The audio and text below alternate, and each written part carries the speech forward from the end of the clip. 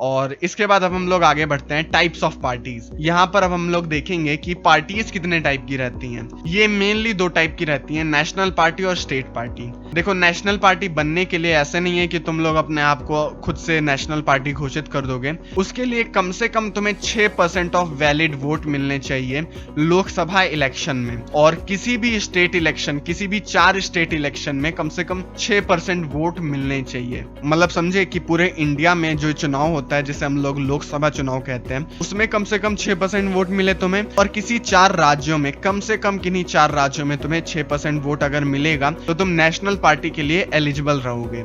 इसके बाद उन्हें कम से कम 4 लोकसभा सीट होनी चाहिए उनके पास। अगर ये नहीं रहेगी तो वो लोग नेशनल पार्टी के लिए एलिजिबल नहीं है। तो अगर ये दोनों क्राइटेरिया वो लोग फिल कर लेते हैं तो उन्हें हम लोग रिकॉग्नाइज्ड पार्टी के रूप में जानते हैं, और वो नेशनल पार्टीज कहलाती हैं। जैसे कि बीजेपी हो गई, कांग्रेस हो गई, बीएसपी हो गई, ऐसे ही कई सारी नेशनल पार्टीज हैं। और तुम लोग अच्छे से एकदम बुक में देख सकते हो, तुम्हारे बुक में भी दिया हुआ है, पार्टीज के एग्जाम्पल है, नेशनल पार्टीज के कई सारे एग्जाम्पल है और उनको अच्छे से एक्सप्लेन किया गया है। इसके बाद स्टेट पार्टी देख लेते हैं। स्टेट पार्टी में कम से कम तुम्हें 6% वोट चाहिए उस स्टेट के इलेक्शन में, तभी तुम लोग स्टेट पार्टी घोषित कहलाओगे, और कम से कम 2 सीट वहां के स्टेट के लेजिस्लेटिव असेंबली में तुम्हारी होनी चाहिए, तभी तुम लोग रीजनल पार्टी कहलाओगे, या फिर कहें तो स्टेट पार्टी कहलाओगे।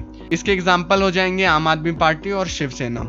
ये बदलते रहते हैं, तो अपने टाइम के हिसाब से गूगल पर सर्च कर लो कि स्टेट पार्टी ऑफ इंडिया, तुम लोगों को मिल जाएंगे।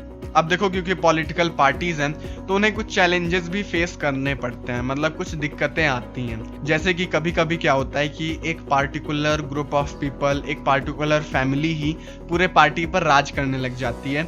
जैसे कि अभी के टाइम पर तुम लोग कांग्रेस को देख रहे होगे, तो उसमें क्या रहता है कि इंटरनल डेमोक्रेसी की कमी हो जाती है। पूरे पार्टी में अंदर ही अंदर एक तरीके से डिक्टेटरशिप टाइप का माहौल रहता है,